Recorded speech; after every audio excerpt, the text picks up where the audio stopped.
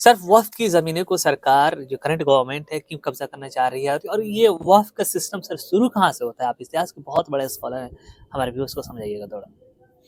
देखिए, वक़्फ़ की जो परंपरा है वो सोशल जस्टिस के तहत है, अच्छा। सामाजिक न्याय के तहत है और भारत में इसकी बेहद ज़रूरत पड़ी हुँ, क्योंकि ये 1400 साल तकरीबन 1500 साल पुराना वक़्फ़ का सिस्टम है। जब इस्लाम धर्म के प्रोफेट मोहम्मद ने समानता और बराबरी, बंधुत्व, इंसाफ की बात की तो सोशल जस्टिस की भी उन्होंने बात की। हुँ, जब भारत में जो इस्लाम धर्म के पैरोकार से आए, हुँ, उनके पास राजनीतिक ताकत थी हुँ, और उनके पास ट्रेड भी उनके हाथ में था हुँ, और हर तरह से उनके पास पावर थी। हुँ, तो भारत में उन्होंने जो उनके पास ज़मीनें आई, हुँ, जो राजा महाराजा थे, सुल्तान थे, बादशाह थे, नवाब थे, सूबेदार थे, मिलिट्री कमांडर्स थे, तो उन लोगों ने अल्लाह से डरते हुए अपनी ज़मीनों को दान में दिया। अच्छा। इसमें दलित मुस्लिम्स ने भी दान में दिया, ऐसे कोई बात नहीं है। हुँ, लेकिन बड़े तादाद में वही लोग होते थे, हुँ, हुँ, उन्होंने दिया। जैसे कि सुल्तान मोहम्मद बिन तुगलक की माँ थी मखदूम-ए-जहाँ, हुँ, उसने वो बेहद गॉड अल्लाह से डरने वाली औरत थी, तो उन्होंने दिल्ली की कई सौ खानकाहों, हुँ, मज़ारों, दरगाहों को बड़े तादाद में ज़मीनों को दान दिया। अच्छा। और दिल्ली में तकरीबन 300 से ज़्यादा इब्न बतूता ने लिखा है कि जो दरगाह थे, हुँ, उनमें लंगर चलता था। अच्छा। तो भारत की जो दबे-कुचले आबादी थी, हुँ, जिन्हें नीच जाति माना जाता है या हुँ, जिन्हें अछूत माना जाता था, हुँ, आज के ओबीसी, एससी, एसटी, हुँ, हुँ, तो उन लोगों को उन दरगाहों और खानकाहों में पढ़ने का मौका मिला। अच्छा। वहाँ एजुकेशन हासिल करने का मौका मिला। हुँ, उन मदरसों में बिना धर्म के कोई कैद के वहाँ लोग पढ़ते थे, जाते थे और खाना खाते थे, हुँ, दुआ ताबीज़ लेते थे। लंगर उन्हें मिला करता था। बाद में मुसलमानों ने इस लंगर परंपरा को भुला दिया। हुँ, लगभग भुला दिया है, 1 आध 2 दरगाहों में आज भी चलता है। हुँ, तो इस परंपरा ने सोशल जस्टिस के तहत जो ज़मीनों को दिया गया, हुँ, वहाँ से जो रेवेन्यू होता था, वहाँ से जो अनाज मिलते थे, उससे लंगर चलता था, बच्चों को पढ़ने-पढ़ाने पे लगता था। हुँ, लेकिन आज का जो दौर है ना, तो जितने चोर-उचक्के हैं, हुँ, कोई चोर-उचक्का नेता बनने के चक्कर में वक़्फ़ को बेच देता है, तो कोई कब्ज़ा लेता है, हुँ, कोई दबा लेता है। हुँ, तो अंग्रेज़ों ने इन चीज़ों को बचाने के लिए वक़्फ़ को कई तरह के कानून लाए हुँ, और दिल्ली में आधी दिल्ली या उससे कम हुँ, जो नई दिल्ली है, उन इलाकों को अंग्रेज़ों ने कब्ज़ा लिया। अच्छा। चूँकि 1857 में मुसलमान लड़े थे, हुँ, हुँ, तो अंग्रेज़ों ने कहा माफ़ी माँगो, नहीं माँगे तो उन लोगों ने कब्ज़ा लिया। लेकिन अंग्रेज़ों ने कब्र, कब्रिस्तान, मदरसे, मकबरे जो थे, हुँ, उसको मुसलमानों को दे दिया।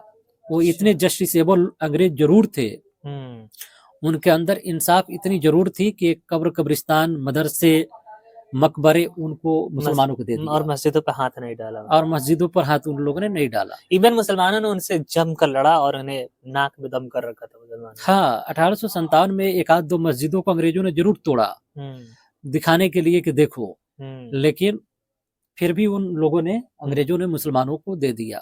हुँ, और 1 आध 2 ऐसी वक़्फ़ की ज़मीनें थी या हुँ, मस्जिदें थी, जिसको हिंदुओं ने खरीद के मुसलमानों को दे दिया। अच्छा। जैसे मस्जिद फतेहपुरी है, हुँ, उसको एक हिंदू ने अंग्रेज़ों से खरीदा, उस समय के जो दिल्ली के सेठ थे हुँ, हुँ, और फिर वो मुसलमानों को सौंप दिया। अच्छा। तो सर इस पे एक डिटेल वीडियो अलग से बनाएँगे ज़रूर ठीक इस है, टॉपिक तो पे। वो हाँ। हम उस पे चर्चा करेंगे। हुँ, तो भारत में कभी सोशल जस्टिस का कांसेप्ट नहीं था, अच्छा। सामाजिक न्याय का कांसेप्ट नहीं था। हुँ, इसको मुसलमानों ने दिया और अंग्रेज़ों ने दिया है।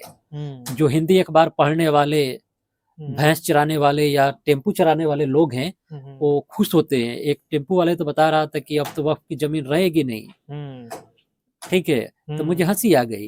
हुँ, भैया ये सामाजिक न्याय के तहत है, इससे गरीबों को फ़ायदा पहुँचने वाला है। हुँ, ये अलग बात है कि कोई धन सेठ महाराज कब्ज़ा लेते हैं, हुँ, कोई किसी पार्टी का नेता उन ज़मीनों को कब्ज़ा कब्ज़ा लेता है या कोई हुँ, सरकार के लोग समझ रहे हैं ना, वहाँ चौकी थाना क्रिएट कर देते हैं, तो उनकी अलग बात है। हुँ, लेकिन भारत में सामाजिक न्याय के ही तहत ये सब किए गए थे, राइट। ताकि यहाँ के दबे कुचले वर्ग के जो लोग थे, एससी, एसटी, ओबीसी के लोग, उनकी ये वेलफेयर की स्कीम को चलाया जा सके। राइट। वक़्फ़ की ज़मीनों को बचाने का एक यही वाहिद उपाय है हुँ, कि या तो आप वहाँ एजुकेशनल इंस्टीट्यूशंस खोलिए हुँ, या कोई चैरिटेबल इंस्टीट्यूशंस खोलिए। हुँ, या फिर आज दरगाह बना दीजिए जैसे पहले था, वहाँ पे लंगर चलाइए।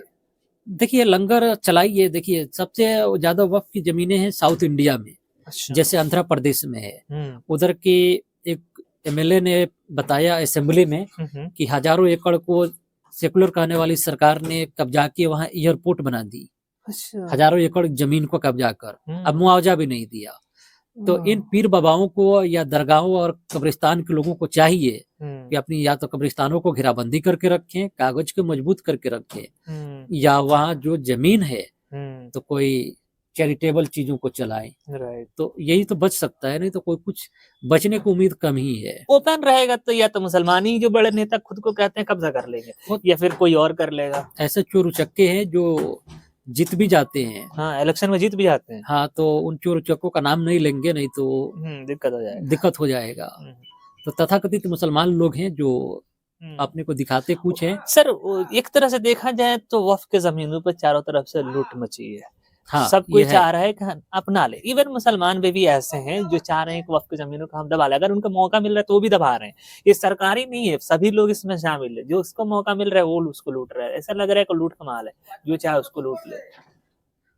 तो यही बात है, आप बिल्कुल सही कह रहे हैं कि जिसे मौका मिले वो लूट कर सकता है। एनीवेज, जमीनें हैं सैकड़ों बीघा या हजारों बीघा दरगाहों के पास, तो वे दरगाह के लोग कितने बड़े समझ रहे हैं ना, बेहिस बन चुके हैं। मैं ये नहीं बोलूंगा कि हरामखोर हो गए हैं, नहीं तो वो कुछ भी कर सकते हैं। तो उन्हें चाहिए कि या तो लंगर ही चलाएं या कॉलेज स्कूल को ही खोल दें, नहीं तो बाद में शिकायत करने से क्या कि लोगों ने कब्जा लिया। बिल्कुल सर, जो प्रॉपर्टी है उसका राइट अगर इस्तेमाल होगा तो सरकार भी उस पर हाथ नहीं डालेगी।